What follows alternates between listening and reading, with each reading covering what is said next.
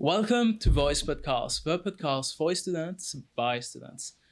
And today with us we have Brandon Mason. That's right. Yes, that's And so he's a student in behavioral science, and you are also a graduate of SLC Yes. in general arts and sciences. And how many years is this course? So the general arts and science? Yeah. Okay, so general arts and science, the certificate is 1 year and the diploma is 1 year. So it really is a 2 year program, but it's separate. So you have to reapply, obviously. And then for behavioral science, it's 3 years. So its first year is kind of just normal classes as usual. But in second and third year, you're going to have field placements, which is mainly like half your course load. Okay. And you're going to have other classes as well, like where we're going to be learning about addictions. We're going to be learning about brain injury. We're going to be learning about mental health disorders of adults. We're learning about child mental health disorders right now. And we're doing adults, I believe, the next semester.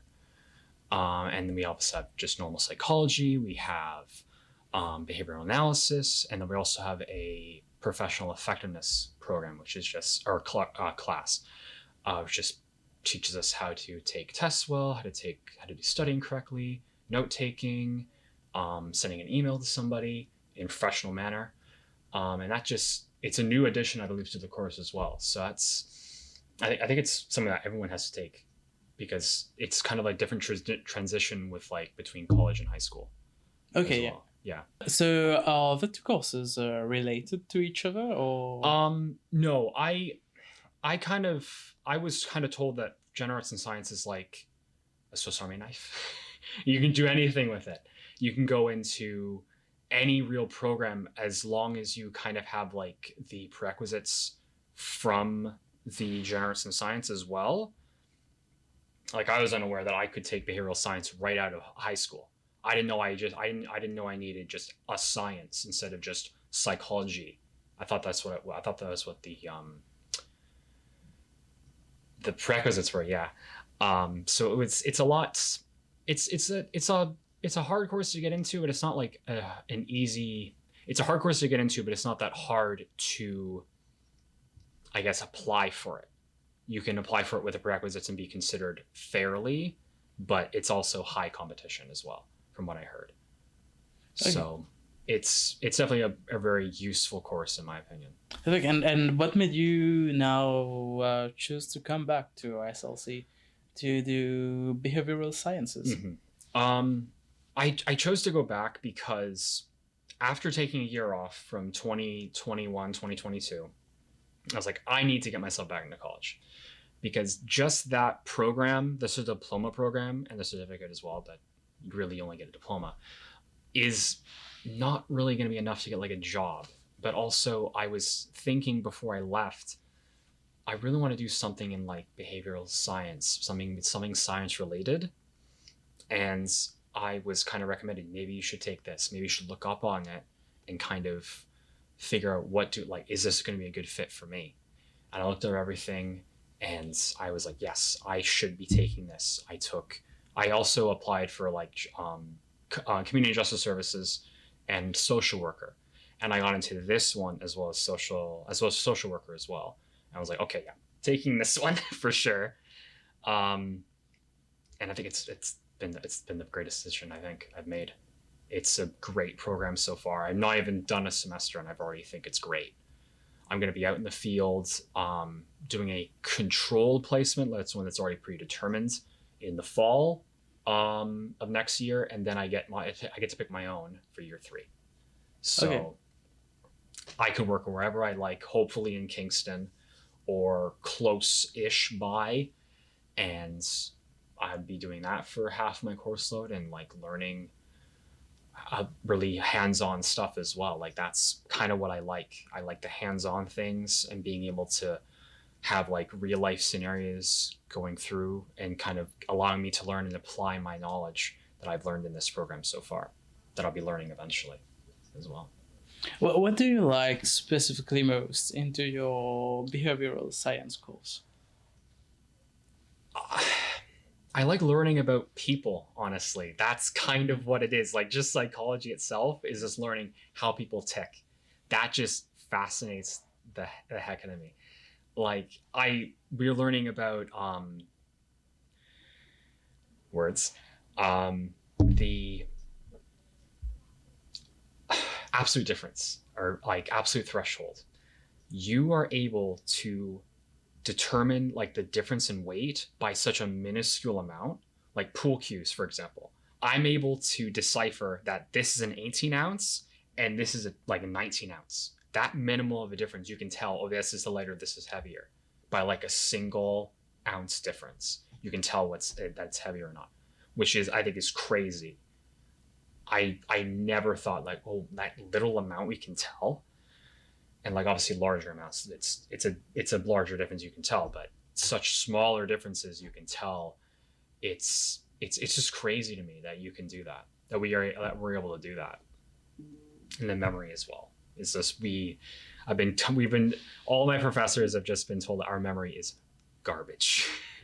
We have terrible short-term memory, working memory, and we have to kind of like repeat things to get them into our head so you can bring them back out and you put them on paper or apply them to a client. More to you, like why do you need to understand like why people think like this for you? For me, I think it kind of goes back to how I acted, honestly, because like I wasn't the greatest person, I'd say, when I was younger, and being able to now learn about in our first semester child mental disorders and how that develops, I'm like, oh, I can now apply this to why I'm acting like that. And it's more like I guess it's like reassurance, like, oh, it's not completely my fault. Mm-hmm. But at the same time, it is my fault because like I'm acting like that, but also a kid is kind of a kid. They don't really know any better, but at the same time, it hurts people. So it's better to know like, oh, that's why it happened, but also it's not an excuse for me to say, oh, that's why. No, it's my own kind of, I have to learn from my mistakes and apply this new knowledge and helping kids not be like me. Because I wasn't a particularly great person myself. I bullied people and I hurt people, and it's not fair to them.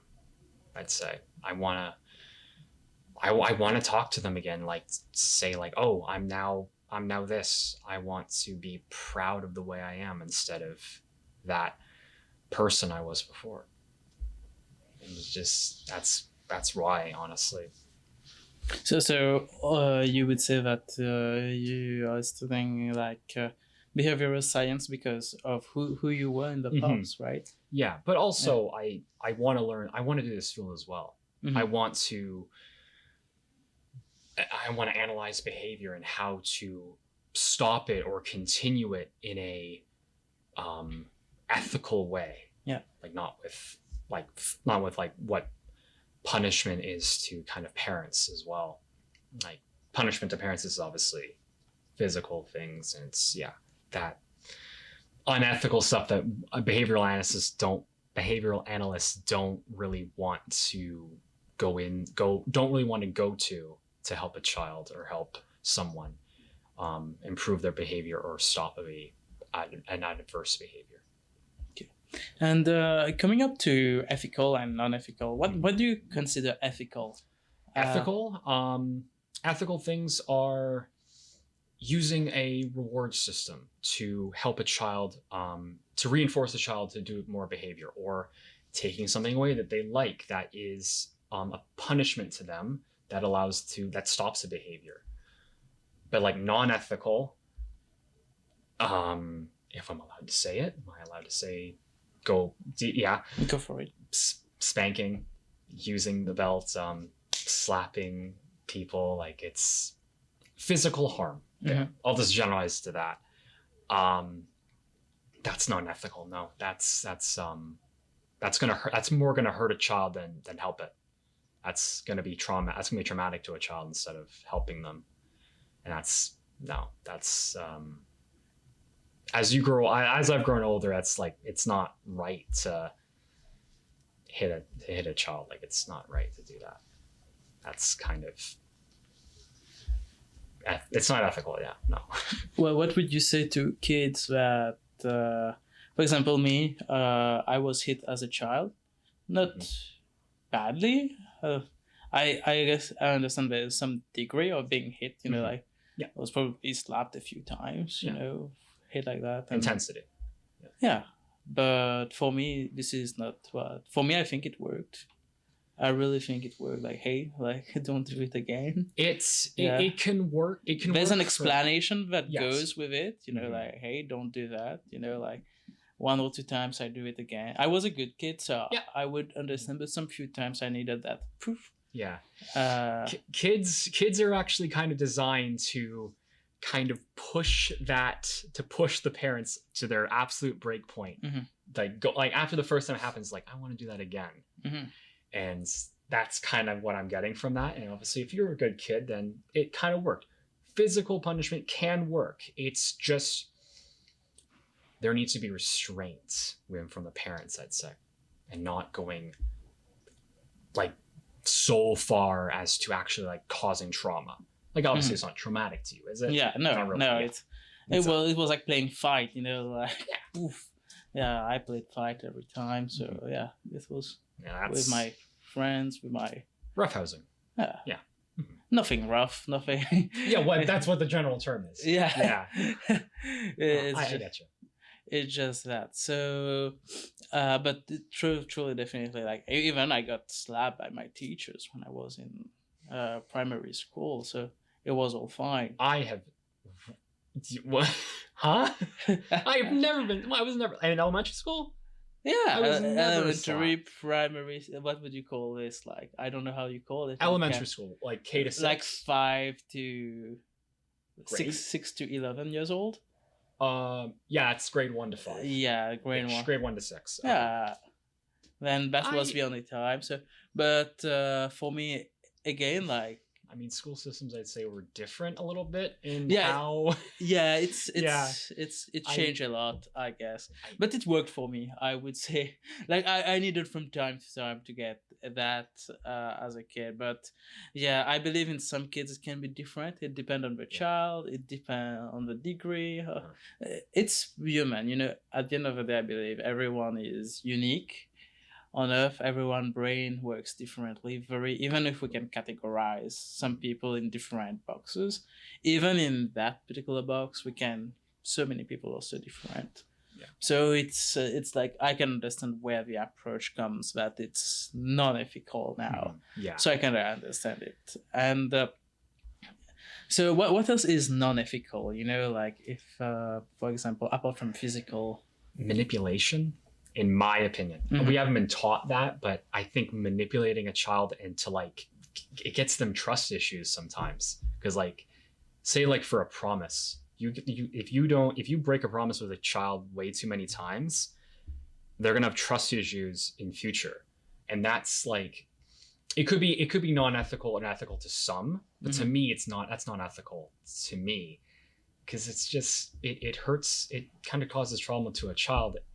Like, maybe it may not, it may, but it to me that would cause probably trauma, and that would be non-ethical. Other, like, non-ethical things is like,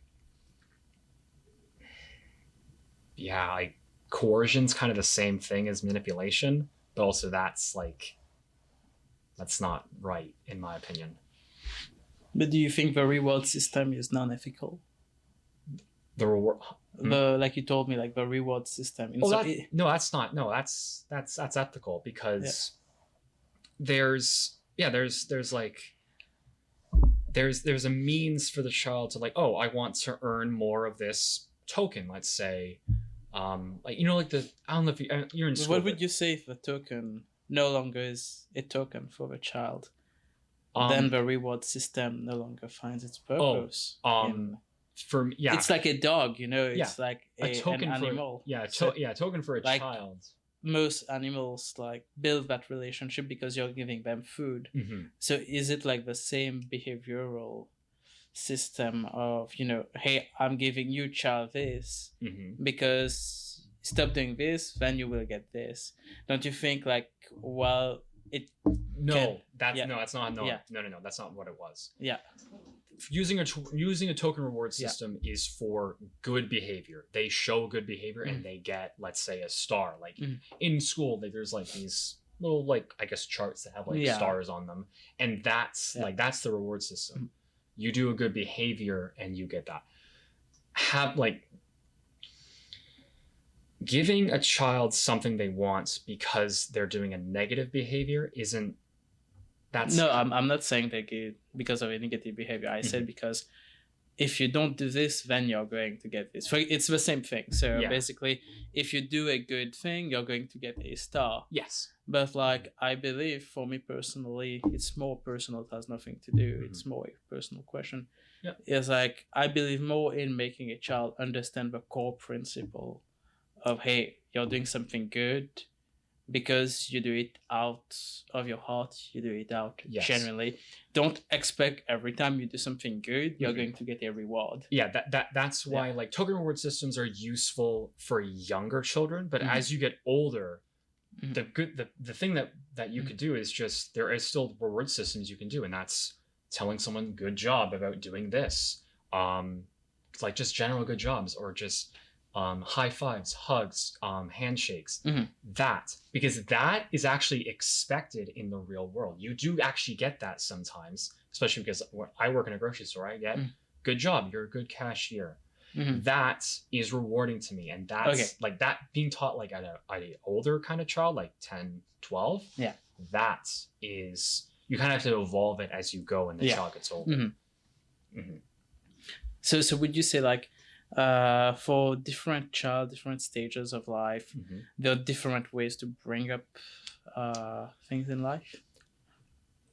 Yeah, I would say that it is a little bit different. Like the parent training we've been learning in child mental disorders, and there's actually different parent training for like 3 to 8 year olds, and then adolescent training as well. It is the same kind of principles, but you have to elicit different strategies to I guess parent a child that is of the age like 3 to 8 and adolescence. So like 10 to like 14, 13.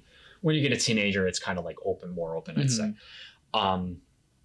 But yeah, you could obviously use like unlabeled rewards, labeled rewards, physical rewards, for both. Like teens when they were like that, around that age, is like, oh, don't give me a hug, mom, don't give me a hug, dad. Deep down, they like it. Like, come on, everyone likes that. They like having admiration. I like it even now. Like it's good to know that I'm appreciated. It's good to know that my work or my behavior is good, even like now. Like I always get that in like class and other students saying that. It's good to hear, and it's like reassuring that I'm doing the right thing. And like there's obviously like different kind of like, I guess, punishments. Obviously there's negative punishment and there's positive punishment. There's like adding chores to like a child's list. That's positive punishment. Negative punishment is taking away something that is rewarding or reinforcing to the child. And then there's obviously positive reinforcement and negative reinforcement, which is the opposite. You can take one of the child's chores away because they've been doing well. That's negative reinforcement. Positive reinforcement obviously is a token economy. It's the physical rewards, the labor rewards. There's tons of different things that you could do that work for both, and you can reinforce a child both negatively and positively, but that doesn't mean good or bad. And you could obviously punish a child negatively or positively without physical harm either. And we're just learning this right now. That's kind of like an eye-opening to me. I was like, oh, negative means bad, positive means good. That's the only way it's supposed to be. No, you can learn. You can teach a child positively and negatively to benefit their behavior in the future. And that's what I like about this program already. I'm learning new things. And would you say like having, like you said in the past, that you were not the kindest, the best person ever? Yeah. Like that you were. I emphasize on the you were. Like I were, yes. Yeah, were a bully. So would you say like having been a bully, this helps you more understand some behaviors of? I think you're someone who really wants to go more into child behavior. I Yeah. guess. Or teen. Yeah. Around that area. Yeah. And youth. Yeah. That's what youth. So do you think having been on that, being a bully side, helps you a lot in a way? Or I think it's not help you, but more like it allows you understand things in other perspective, because it's of no way helpful. Yeah. Of being a bully. Yeah, but it allows me to see both sides of the situation. Like, yes, it's not good at all to be a bully, but also it allows me to connect to children that are like me, that was like, oh, there's motives behind this. There's reasons this is happening. Absolutely.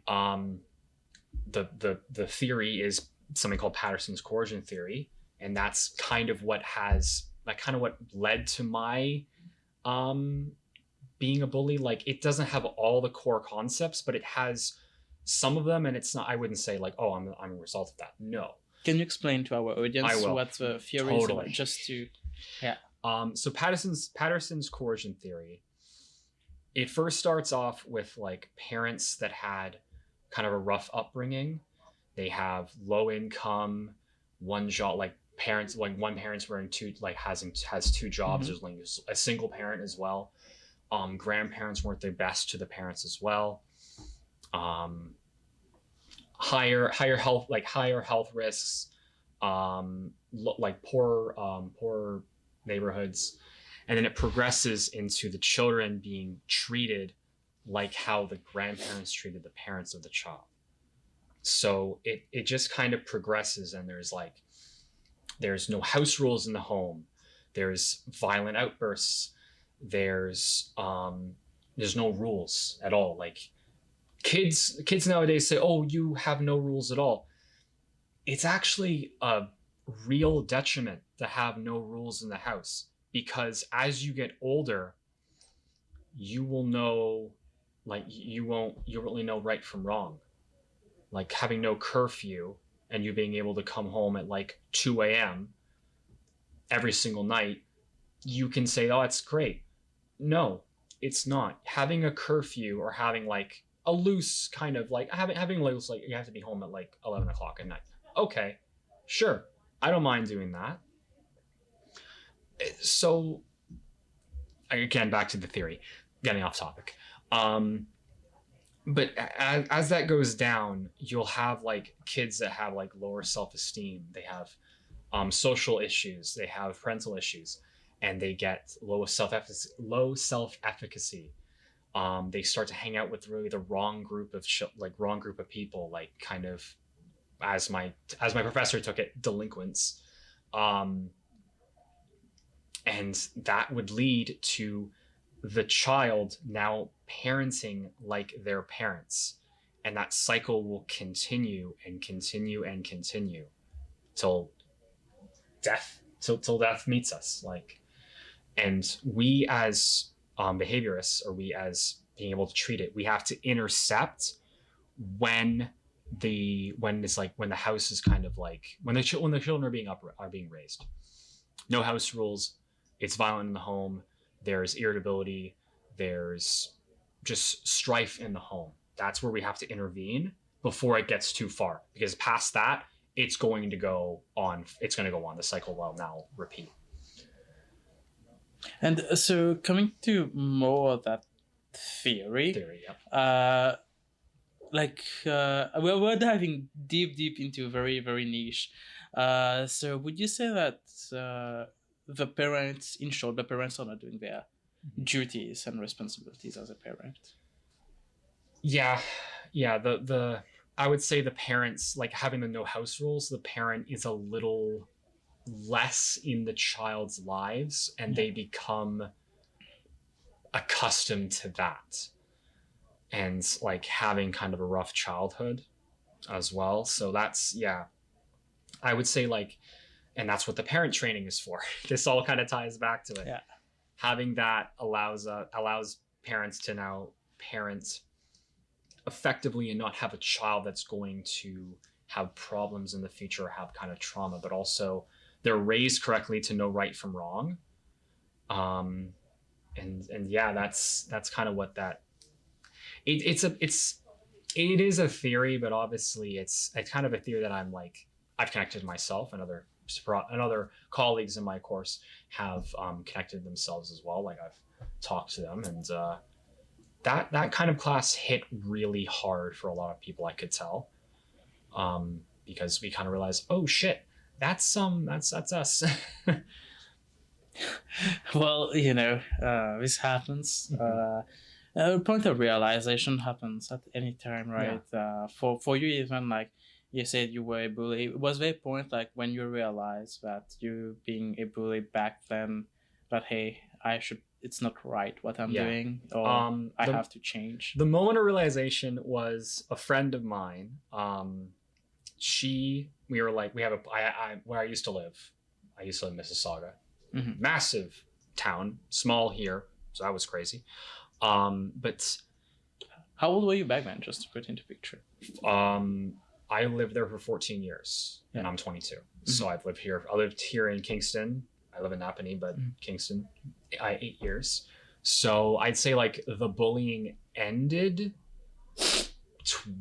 around 12. I would say that kind of is like, I gotta say, I'll just say 13 is when I kind of like, yeah, I need to stop this.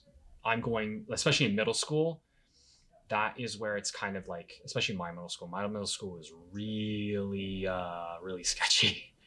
I did not want to get into the crap that happened there. So that was, I wanted to stop that. But anyway, my friend kind of just like confronted me and just said, you need to stop this, Brendan. You are hurting people. You're being a jerk. She just, she really just like kind of, in a sense, kicked me where it hurt and just said, you need to stop, man. And my parents obviously overheard. It's like, you need to kind of listen to her, and like, you got to change. I'm like, okay, I get it. I understand. And it's not like, was it that a girl said that? Yes, in my opinion, it was, because I don't want to hurt people, but especially a girl doing that is like, okay, yeah, that is probably, it is a problem then, especially because like someone that I actually liked hanging out with tell me that, is like, don't do that anymore. Like, it's even a friend of mine that I was obviously hanging out with is like, I don't want to hang out with you anymore. You are a jerk, man. That kind of threw me for a loop too. So those two situations kind of like just was that punch and kick to set me down and just say, start over. You need to stop. Going to a new school as well. I'm able to clean my slate and try to like be better. And then obviously moving as well, even cleaner slate. I get to be myself again, and kind of set a precedent as to who I am. And I say it worked. And would you say, like, what would you advise? Like, I guess you were given like a very solid opportunity to change when you were given a new slate, as you say. But I guess like many families out there, and many kids, which in terms say many kids as well, who don't have a chance, like many families don't have a chance to probably like turn a new page, they need to be in that exact setting, like every day they were bullied. How would you say, like, how do they start afresh in the exact environment that they caused harm? I would say for like, I guess you mean like a child, or you mean for example, like if you were not able to relocate, if you were not able to change school, like you had to be there for like again another 5 years, for example? Well, the summer, I would say you have to. I would say like kind of using the summer to like obviously there's summer between grades, but like using that, it is a short amount of time, but also you just have to kind of start like going directly to the source and like I am sorry about I'm sorry about how I acted. I'm sorry about what I did.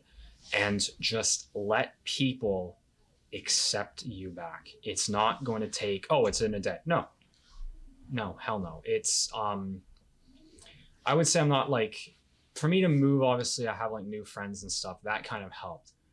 But over those 2 years, I felt a lot more accepted as like a good person.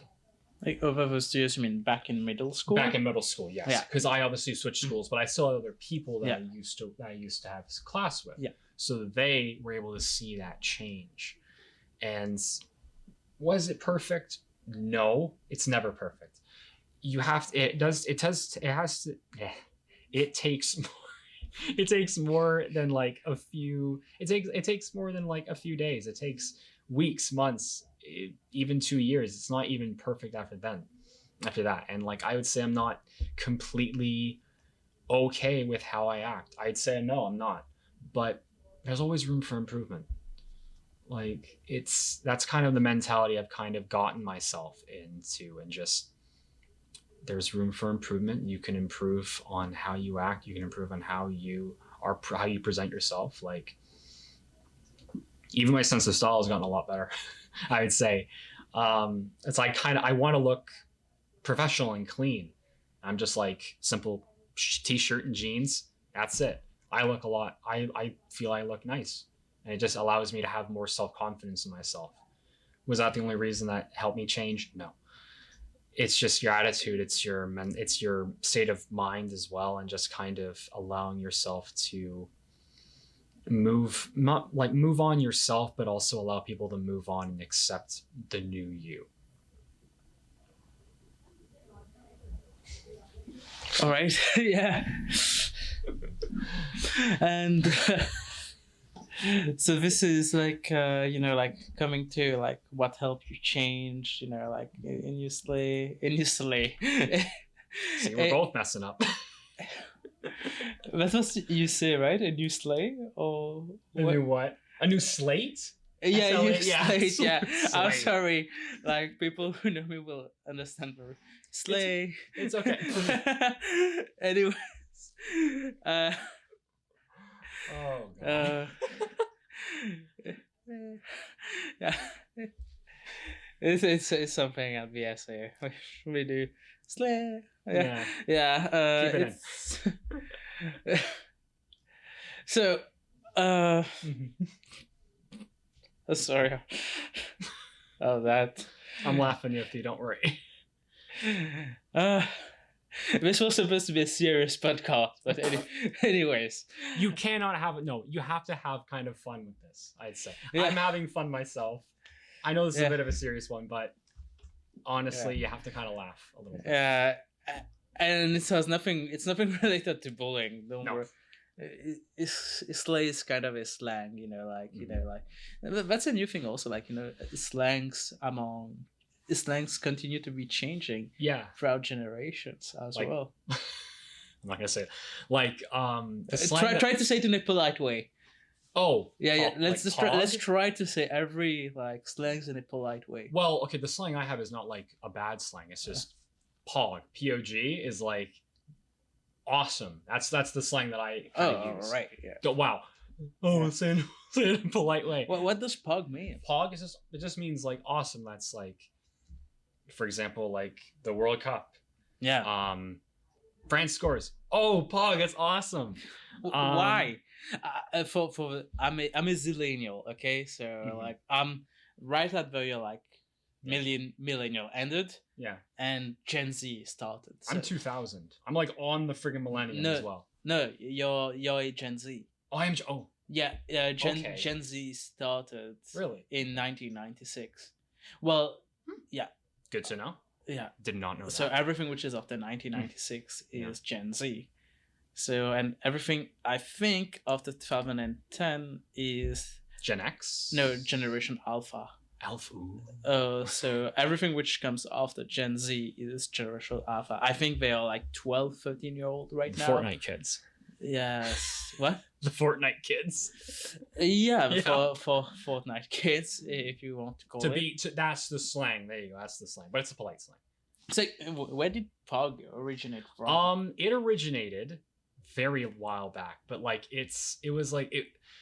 Some guys were like recording, and he just made just this face. I'm not gonna recreate it because I'm not doing this on the podcast, but it's just like it's like a shocked kind of like happy kind of like face that was like, oh, that's that's just how it kind of it got connected. It's like it was a little bit of a meme, I think, as well, but also it's kind of used, and it's not like in a bad way.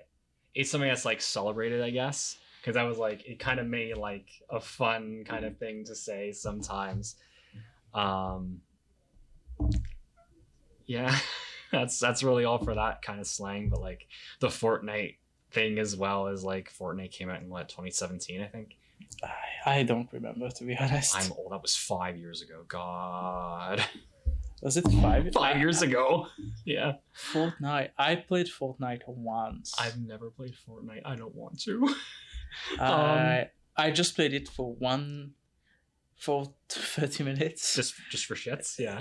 I wanted to see what the craze was all about, you know. Yeah, of course you have to do that. Well, that's Fortnite. So yeah. It's just a third-person shooting game. Mm-hmm. So third person build stuff, but also I think it's devolved into just memes because of all like the dance emotes and all the like saluting like crap is like but a lot of people play to it. Yes, it's still popular. It's very popular. It's still popular. I want it to die though. It's like it's gone. It's had its heyday. Enough. Well, but what would you say to even like right now in college there are a lot of people who play Fortnite? Oh, I think so. Like, what would you say to it? Why do you want Fortnite to die? I think it's just like a lot of brands are getting absorbed by it and getting put in there, and people are just shitting on it. That's why I want it to die, I would say. If you play Fortnite, fine. I think if you like playing it and you like having fun, awesome. Because like obviously other games have kind of like evolved into that, like PUBG, Call of Duty Warzone, but that's kind of it's more like actual like I guess war settings, I suppose. Yeah, Call of Duty definitely was. I think. A little more war setting. Kind of. PUBG also. PUBG too, yes. I never played. It's okay. But like with Fortnite, it's kind of like a lot more colorful. Yeah, and that could be a good thing. It's kind of like that in Splatoon. It's like this kind of that mashed together. It's like that craziness of Splatoon and the kind of first person, like the third person shooter of like PUBG and Warzone mashed together, and you get Fortnite, I guess. And Splatoon Splatoon actually predated it, so yeah, you actually could say that. And Splatoon obviously another third person shooter, but it's just with ink and stuff. I have friends that play that too. It's like I think it's fun too, but that's a lot more skill kind of. Is this staying in, by the way? This rant. What? This rant. That was kind of video game rant. Are we staying into? Why not? Oh yeah. Why not? Okay, fine. It's in behavioral stuff, right? I guess. True. Yeah. True. But what would you think? Like, what's the impact of games like Fortnite on child behaviors, gaming addiction? Gaming addiction. Yeah. I would say kind of the shooter games, like the first person shooter, like COD, like just Call of Duty in general. There's a little Call of Duty. There are other games also. Gotchas as well. That is extremely addictive. Yeah, let's just put like a lot of games because I don't want people to think that. No, we're not endorsing them. No, no. I'm not paid by anyone. We're not. But like I would say like it's there is a point that like if you spend 14 hours playing a game, you might need to look into getting that fixed.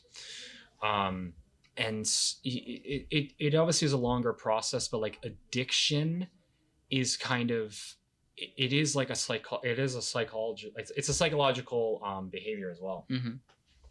And it's still pretty complex, and it's not fully understood as of today, I don't think. So even adults are addicted. Yeah, it's obviously, I think it's more easier to explain with gotcha games, loot boxes. I would say, I'll just say loot boxes. Like so like Ultimate Team in FIFA. FIFA. Yeah, FIFA, like Ultimate Team, like packs and stuff. Yeah. Overwatch used to have like the loot boxes as well. Mm-hmm. But yeah, you put a currency in and you get stuff out. But that also will fuel. It's like gambling. It'll fuel kind of the person to like, oh, I want one more. Yeah. Money in, one more. Money in. But what are the chemicals that raises in like, it's a mix of dopamine and I think because I think it's adrenaline as well. It's a mix of dopamine and adrenaline, from what I can. Because it's that rush. Yeah, there's a rush. Well. There's a rush. Yeah. That makes you in the present moment, and dopamine because you get that happy feeling, that high, that high, mm-hmm. That's that's so difficult. Like, why do people, would you say, like, find it difficult to get that high in real stuff? Let's say for like working out, that kind of adrenaline is I think it's a healthy kind of high. But like, there's obviously things that people like. Like for me, I play pool a lot. That's kind of my high as well. Just having fun. I don't care if I win or lose. I'm just having fun. I have a break from classes. And I'm just kind of enjoying myself with friends. That's kind of my high. And it's like, you kind of like, it's a little bit of also that kind of healthy kind of like gambling as well, kind of. I wouldn't say that, but it's kind of, it is a little bit like that. But like in a job, again, I would say the reward, like having the physical kind of like physical unlabeled and labeled rewards, that kind of is a little bit of a high to me. Because it's like, you have a like, oh, it's more like serotonin though. I would say it's like, oh, you get that kind of adrenaline. Like, oh, I did something great. I need to continue doing that. That's kind of that high, and it gets you going as well to do more and do more and do more and work harder as well. And in like the course as well, you get like a good mark. Oh man, that's a high upon high upon high. It's like, I'm going to go and get myself my favorite thing. That's what I want to do after I get a good mark on a test or a good mark on an assignment. I want to go do that. And just you reward yourself for that. And it's kind of like setting a goal for yourself. It's like, oh, if I get like a 75 on this, I'll be like so happy, and I'll go and do something to reward myself. Watch a movie, let's say. And it's, like the high in gaming, specifically gacha games, is a lot more artificial, because usually it's something that's not really tangible either. It's like something that you can kind of show off-ish. Especially like Overwatch, like the cosmetics used to be. Overwatch 2 doesn't have that anymore. Thank God. But like, it's like a skin or a spray or something that's like really cool. You want to show that off to people. That kind of high it's like a kind of like an artificial kind of like high-ish that kind of allows like adrenaline and dopamine to kind of fire off, but in very short spurts. So you do it again, do it again. And it kind of just is a self-fulfilling. I want that high again. Another artificial high I would say is recreational drugs, but let's not go into that. And that it is kind of like, that is another one, but I'd say it's not as bad. I would say it's not as bad. But yeah, that's kind of what I would say for like other highs and like other things that elicit neurotransmitters to fire off in the brain. So how I think that's very deep, which what I'm going to do. And if it's I think we can even like going cut Go. on this one is it's very technical. It's what makes video games like in children or in anyone of regardless of age get that quick high compared to like you know for example doing a sport for example. I would say, especially, it depends on the game. Unfortunately, I would say. Would you think like also video games have shift from giving more that high without a real grinding? Short rewards? Yeah. Yes. For example, in some games you really have in adventure games, for example, like I played Tomb Raider, for example. Like yeah, sure, but the end of a game is when you actually survive to the end. Yeah. So there's actually, but again, it gives me high just like in. Oh my god! So it's too deep. Like for me. I get you. Yeah. Yeah. I play something kind of similar, but it's more strategic. I play Fire Emblem, and that's like, it's basically just like a tactical RPG. You just have to, you have like, you control units, and you have to kind of advance and take out enemies, and that is it's kind of like it kind of is like kind of those video games. It's like a little like a little bit of like artificial kind of short rewards. It's like, oh, okay, I've now cleared out this kind of front line. I'm allowed to advance in now, and I can kind of start up set up a barricade and block off from either like any squishier units, called more tankier units. And that's kind of what I like about those games, and there's tons of them to choose from. But like in, say for example, also, yeah, I'll just go back to COD because that's kind of an easy one. Every time you like take down someone, that's kind of like a little bit of a short kind of reward. That's what's rewarding for it. And it's a little monotonous as well. You do have to kind of pay attention a little bit too, but you just have to press some buttons. That's it. With sports, you have to run. You have to keep your eye on the ball. You have to kind of watch your surroundings. You have to kick to a certain player with the right power, with the right angle and stuff. Pool as well. You have to kind of have the right power, the right angle as well. You have to kind of plan out things as well. With video games, most of them are being developed to have kind of shorter rewards. They have like the battle pass as well. You get like kind of smaller rewards as you go on, and bigger ones. And there's obviously better rewards for the paid area. Lets you spend money for a short amount of things. And that's kind of how I would see gaming and like addiction and having the short kind of rewards.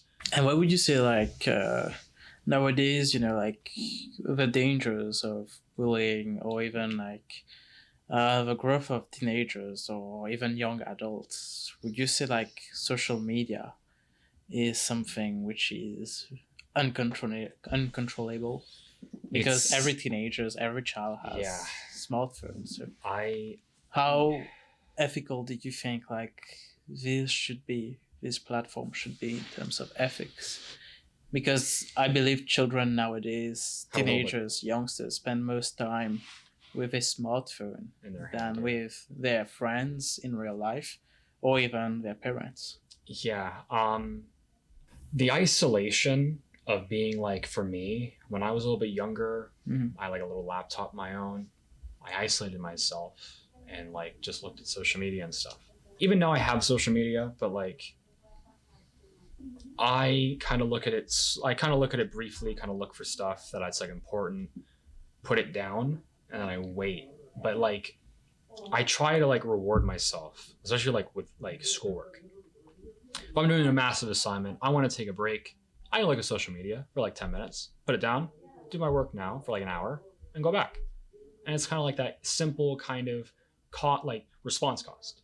You need to do an hour of work to get 10 minutes or so, or 15 minutes of a break. Look at social media. With classes, 15 minutes, 15-minute break. Go back, do it again. And that's like, it's a for the cost of that, it's a good reward. But for like social media in like younger kind of kids, there's no way to really control that from the parents' side. I would say I would like I'm glad that like some social medias have like age restrictions, like Facebook has like 13, but a kid will lie. We all did that lie of, "Oh, you." I didn't. I did. I did Yeah. that lie too. I really don't. I'm not like a social media guy. I just have Instagram and Snapchat. That's it. But I use Snapchat for my program. I use Instagram just to look at things I like, and also for my mom to send funny things. That's it. I just think that social media has to be a lot more self-regulated by the parents, but also the developers of it, and them having maybe parental controls enacted, or having maybe, I guess, like a time limit. You sitting on having that app open for like an hour, and they kind of, and it says like, "Oh, are you still there? Are you sure you want to continue?" And they continue. Second hour, shut off. Nope. Get off. No. And then maybe like the app goes on like a final forced shutdown for maybe an hour or so. And then they have to do something else. And like maybe the account just like shuts down, so that kind of forces like every single device. You cannot look at Facebook now for an hour. It would be a little unethical, I'd say. I'd say like social media just has to be a lot more controlled by the developers and the parents as well. But it's up to the developers to add those tools and make that effort to help in reduce like how much social media is getting used. Like you say, like you meet one of the people, back then, kids that you bullied. You made them, for example, like tomorrow. Like, what would you say to like one of them?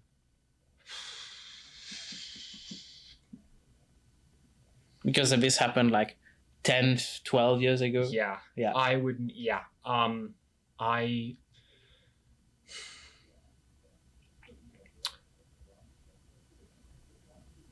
would ask them how they're doing first off, because like, who knows what they're doing right now? If I met them right now, I don't know. But like from like the social media I've been looking at, there's like some of them have just been doing shit that's like really, really, really good. Like I have a friend that's doing kinesiology now. Mm-hmm. Nice. I would like, for example, for him, I would say like, wow, that's really, really good. I'm so happy you're in that program. Are you liking it? But then I'd have to address like, oh, I was like a real asshole. I was a real asshole to you. But I would say like, I'm extremely sorry that I did that. I know that's not going to be that easy to forgive me, but I really hope I can get your forgiveness and I can prove that I'm better than I was before. Because I made a lot of mistakes that I really should not have done. And yes, I was a kid that didn't really know much better. It's no excuse though. How would you help kids when you go out there? For example, if you go into, of course, like child behaviors. Well, I would want to get a scope of the child's perspective of the problem, first off, before the parents. Because it actually really doesn't matter. If I do parents first and then child, I just want the child's perspective on things. Because usually that will lead to maybe knowing what the environment is of the child and like why the behavior is being elicited, what is causing it. There's like something in the environment is causing this behavior. What can be changed for the parent? Especially if I do the parent first and then the child may tell me things that the parents don't see or see that's not like correct to them. But to me, that is okay, but it just has to be changed a little bit. And then I can bring them both together and explain to the parents what I'm going to do. Explain to the child what I'm going to do in just maybe a different kind of way. And then we'll do like, maybe run like some run like a scenario by and just kind of see what this behavior is to the parent and what the behavior is to the child. Because if I get two different explanations, I really want to see like what the parent thinks is the behavior. The child may not be able to tell me, but I can maybe be able to tell what the behavior is really than what the parent says to me. It's just like being able to see that kind of the youth perspective in the situation will help a lot in understanding how the behavior is being elicited and how the behavior can be changed. It won't be quick, but it will happen. What is missing in terms of into child behavior? There was not a real. I don't think there was like a psychologist in or like just a behavior, someone like a counselor in NDSS. I went to Napanee District Secondary School, by the way. There was a classroom for it, but I never really saw anyone in there. That would be so helpful for a high school student to have, in being able to like talk to people and understand like what's going on. How do I help you? Because high school is a really big change because you are deciding your future. Even college yourself. Having a counselor here is great, but high school as well, having a counselor there is so useful. And not having that, I think is really hard, I would say. Obviously, I can't really speak to all high schools. I make it, but there's one in Kingston. But for Napanee, I don't really know. Maybe there was. I just saw on days they're off. Maybe that was the case, but I never heard of them. I never heard of one like that. And I mean, there probably is maybe a counselor that I just didn't really recognize as a counselor, which is fine. I mean, we all make mistakes. I would say that it's just it's just a poor. Maybe it is a poor judgment on our part, but like I think that having a counselor in a school, like high school, middle school, any school really, would be helpful because it allows a child and also the parent to kind of get involved and understand what the child's going through at school and at home. Because if they act great in school, but the parents never hear about it, they're always going to think there's going to be terrible behavior at home. But the teacher sees much differently. And having that connection is going to be so useful to the parent and also useful to the child to prosper in the future. Amazing. And so more to lightweight questions. I guess we talked a lot about, like child behaviors, teen behaviors, even some adults, I guess, would recognize themselves as well as various aspects. So more to you, like, what do you think, like, in general, like more lightweight questions? How is college different from high school, would you say? There is no fixed schedule. Every single day, every single week there is, but every single day you're going somewhere different. You have at least like an hour between classes to do something. You are in charge of that time. You either want to study, get some food, sit down, relax, or hang out with friends. Pick what is best for you. You have a learning plan that is going to be referred to not like frequently, but you just have to be more on top of things. You're in charge of your learning. The professors are there to help you teach that. Also, you're in class a lot more. Like you're in class for like minimum 2 hours or 3 hours for me, instead of like 75 minutes, I believe is the normal one, an hour and 15, a lot longer. You do get a break in between that, but like college is a lot more, it's a lot more different than high school. I don't think you're really taught everything really well in high school about college and how the college life is. And obviously you may be living on campus as well. Your commute is a lot more different because like you're not riding a school bus. You're either driving yourself in, you're going on the bus yourself, you're paying for that, or you live on residence, you walk out. You have to get your own food. You have to take care of yourself instead of kind of getting that guidance in high school a little bit. Like you're not like you kind of have like, I use the example, the metaphor of getting your hand held.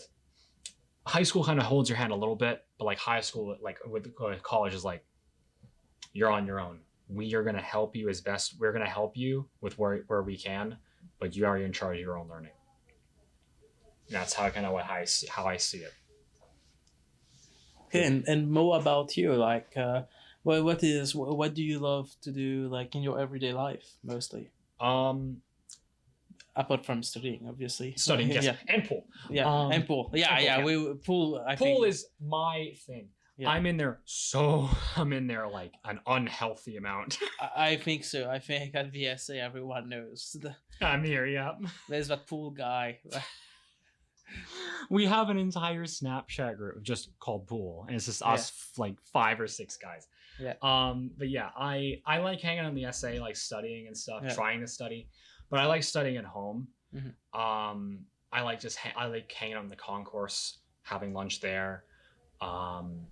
Finding just a quiet area just to like look at things, look over my notes, try to get notes down, study. I try to take tests, like online tests in like different areas as well. But yeah, like I kind of like reading. I like taking walks with like my dog as well. Kind of like normal stuff that other people like doing. But I also like baking. I like baking a lot. Yeah. Out of left field, huh? Yeah, I like baking. Like I want to bake like cookies. I like desserts as well. Yeah, like pie and stuff. It's spice season also. It's pumpkin spice. Pumpkin spice. Yuck. I never tasted I've tasted pumpkin spice, but I haven't tasted pumpkin pie yet. Pumpkin pie. I'm not a pumpkin guy. I'm not. Yeah. Is apple pie better than pumpkin pie? Well, apple pie is awesome. Yeah. Cinnamon, apples. It's so good. Yeah. Yeah, it's so good. Like ice cream. Oh yeah. Drop that on top. As soon as there's ice cream, I come. So yeah. Yes, it's no longer ice cream season, but anyways. Yeah. Oh, it's sad. Who cares? You can eat it. It's no. Minus. Winter is no brainer for me. Like winter, no ice creams. Hot chocolate.